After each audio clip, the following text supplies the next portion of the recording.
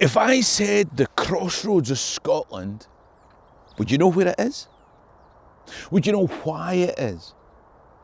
Have you ever walked across it?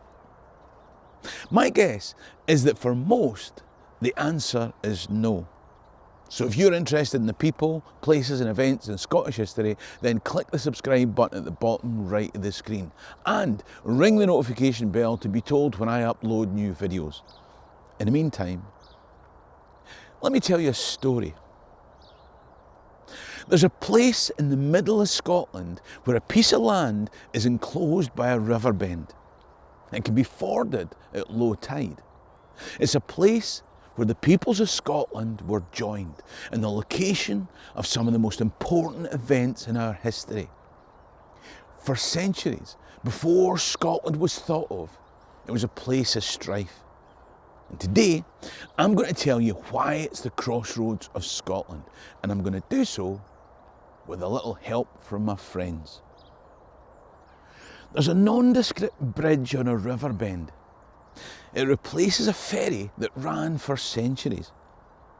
On the other side of this hook of land is the ford. This is the crossroads of Scotland. And it's where I'm meeting my friend of the channel, Murray Cook, archaeologist extraordinaire and more besides. Hey Murray, how you doing? Bruce, yeah, fine. Good to see you. Now, I've just walked across an unimportant seeming bridge to get to you. Now, Bruce, What? that was a frontier you just walked across. You're joking? No. If you come with me, I'll explain it all. Let's do it. Okay.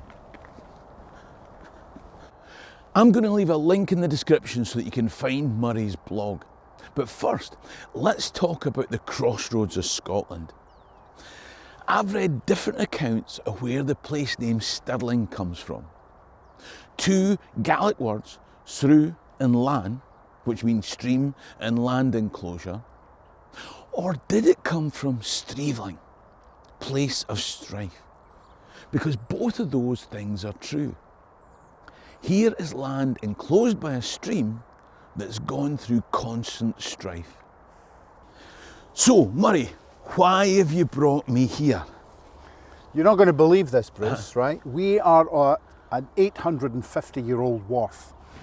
This is the Cambuskenneth Wharf. I'm on the side of a building, a warehouse building. Down there is where ships and boats landed. You're walking down, you load it up, and it's stepped like that, so different access to the tides. Wow. And so that takes you where? Across to Stirling, what is it we call Stirling? Yeah, well, up to Stirling, but also out to the sea. This is the Abbey getting stuff. Yes, because the monks in here, they're doing agriculture, they're shipping stuff out, and this is the place from which they do it. Yeah, salt pans, they're rich. They want wine, they want glasses, they want wine vessels, they have nobility arriving. It's an elite place. It's not just a scabby church, it's a power in the land. It's one of the most important places in Stirling. And this crosses over to Stirling, okay, and this piece of land, what's on the other side of this piece of land? Well, that's the ford. Believe it or not, there is the most important ford in Scotland, just the other side of Cambuskenneth Abbey. We should probably go and see that. You bet. I previously made a video explaining the huge significance of Cambuskenneth Abbey as the place where, after Bannockburn, Robert the Bruce gave his nobility an ultimatum that they had to choose whether they were Scottish or English. It goes without saying that this was hugely significant, and you can click top right to watch that video. But this was a place of significance long before that. This area and Stirling Castle is just one of the fantastic places that I'll bring you on our 11-day tour of Scotland in April 2025. From Hadrian's Wall to the Isle of Skye and all the best bits in between. Great hotels with meals included, entry fees, and me as your tour guide. Most of the places are taken, but there are 1 or 2 spaces left. So don't hang about. If you want some of the last places, email alexis@scotlandhistorytours.co.uk or click the link top right or in the description below. So, Murray, you promised me a fabulous view, and it's a bit misty, but this is an incredible spot, isn't it? Because you can see the Ochil Hills coming down here from the northeast, and you've got the Gargunnock Hills coming down from the southwest, and this plain in the middle with the meandering river through. It's such a crucial point, isn't it? Let's fire and ice here, Bruce. We've got volcanic lava flows, all smoothed out by glaciers. Then a rift valley in the middle. This, the fourth edge of Scotland running through this. This is a place of clash of kingdoms. People have fought and died over here. Nowhere like this in the rest of Britain. And in terms of fighting and dying, there's key, like, Roman Empire locations here, aren't there? Well, the Romans want here for the fourth, the mineral resources of the Ochils, the farmland of Fife. There's a Roman fort over in the woodland there. We have the Damiat, the fort of the Maethi, who challenged Rome's might and are criticised by Aravman, the biographer of Columba, believe it or not. And then beyond, we have Abbey Craig, another fort, and then Stirling Castle. Must be a fortification there. Yes. So you've got 4 forts almost looking down on this key location, and this is before the formation of Scotland, because as we've mentioned, this is a frontier, isn't it? This is a frontier between 700 and roughly 1050. This is Strathclyde that way, Northumbria that way, Alpa, Pictland this way. So you've got the Britons of Alclute on one side, you've got the Angles of Northumbria, or the Viking kind of, and then you've got the Pictland that becomes Alpa on the other. And this is the kind of joining point of all those three. This is where they clash. This is where they raid. This is where they go north-south. They take hostages, they fear retaliations, they fortify the fourth. It's all here. And Alpa becomes a thing in the 9th century, yeah?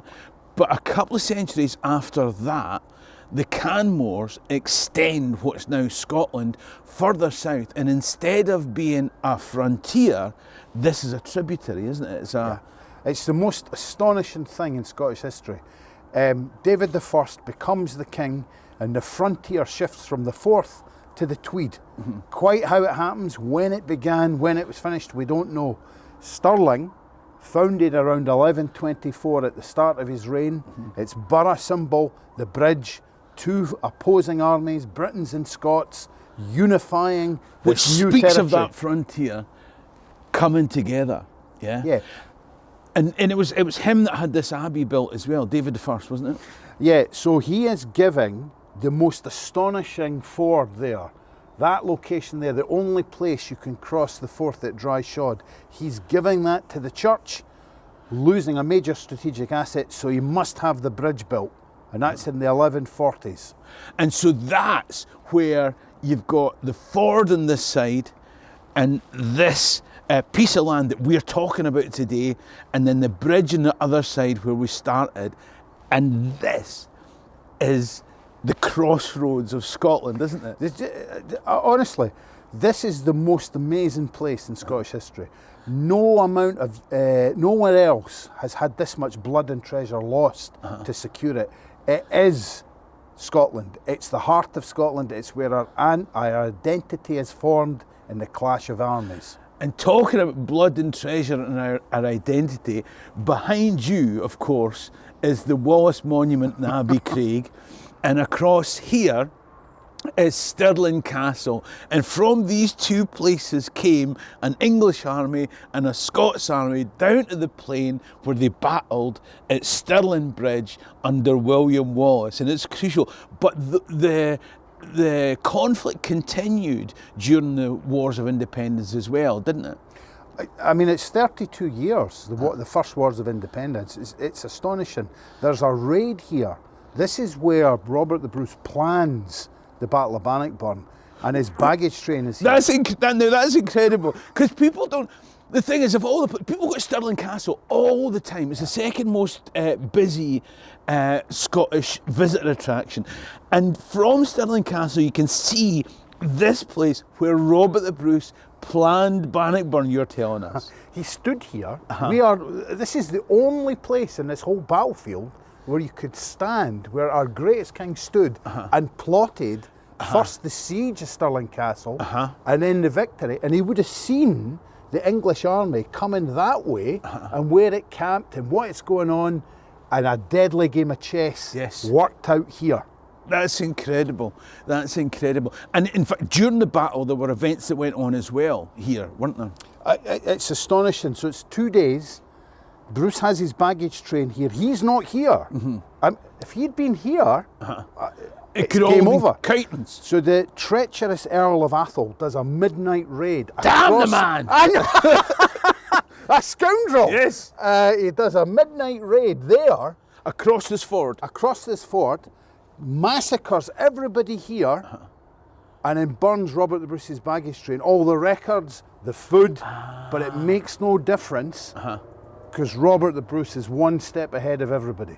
Brilliant, brilliant. And this is the 14th century, but this continues to be a crucial point for the next 300 years. During the time, Stirling becomes the crowning place, the enthroning place of Scottish kings during the James IV, the Fifth, the Sixth, etc. But it's important, it's crucially important right through to the Jacobite period, isn't it? This remains important. The best city walls in Scotland, the Jacobites, a key military strategic location. And that's why the bridge there is cut by the government in the 45 and the frontier re-established. Shall we go to the bridge and you can tell me about that in detail? Of course. Let's do it! If you go to Stirling Castle today, you'll see the outer wall, which was built in the time of Queen Anne, just after those Acts of Union. The Forth wasn't the crossing point to stop English armies heading north, but Jacobite armies heading south. The 1715 Jacobite uprising saw the Jacobites camped 30 miles north in Perth, and the Duke of Argyll and his government forces quartered at Stirling Castle. That's why the defining battle happened in between on Sheriff Muir. So Murray, the famous Stirling Bridge, of course famed for William Wallace, but you're telling me that this fame continued for 300 years? Well, it's the most important bridge in Scotland. Yeah. So it's a vital artery. So if it's a vital artery for trade, it's a vital artery for the military. It's held here, 1715, as a backup plan by Colonel John Blackadder on behalf of the government. So this is the 1715 Jacobite uprising. The government troops have been in Stirling. The Jacobite troops are in Perth. Government troops go north and meet the Jacobites coming at Sheriff Muir. And so the government troops hold this bridge. Just in case the Jacobites get through, there's a backup plan. Because if the Jacobites win, this frontier is where they cross to go south. Yeah? That's it. And then... Blackadder, is it? Well. I thought there was. I've looked. There's too many Blackadders. All right, But okay. this is a military Blackadder. He has a cunning plan. There you go. There you go. Right. But again, the same logistics for the 45. Yeah. But it's this time it's the government that has the plan. Right? Right. Colonel so this is Blakely- Bonnie Prince Charlie now, and that's 30 years later. Yeah. Bonnie Prince Charlie fighting for his dad. It's his dad the first time, it's now him. Government has the cunning plan. Colonel Blakely in the castle cuts the arch, cuts that arch. The closest to this side, Closest. He's going to trap Bonnie Prince Charlie in Stirling. Hawley's army is coming from the north. They're going to crush him, crush these rebels. But the Jacobites win at Falkirk and then escape. Yeah. But the government refuses to repair the bridge. It's left, you can't pass it for the best part of 10 years, and it becomes a frontier again. and we're back to the very beginning of where we started and why this is such an important crossroads of Scotland. That's a brilliant way to end the video. Murray, thank you very much, and you can go out where you want. I'm off to the pub. I'll see you later. Cheers. So there you have it. Whether by ford or ferry or bridge, whether heading north or south, fighting or trading, from the legions of Rome until the Forth Bridges at Queensferry, this was Scotland's crossroads. Now, don't get me wrong, there's nowhere in the world better than Perthshire. But the people of Stirling get to walk each day through Scotland's history, and I bet many of them don't even know it. Subscribe to Murray's blog to find out more about the history of this area. The link's in the description.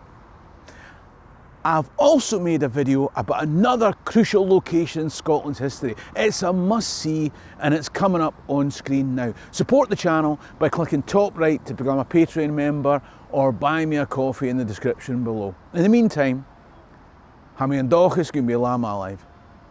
Sherry and Drast.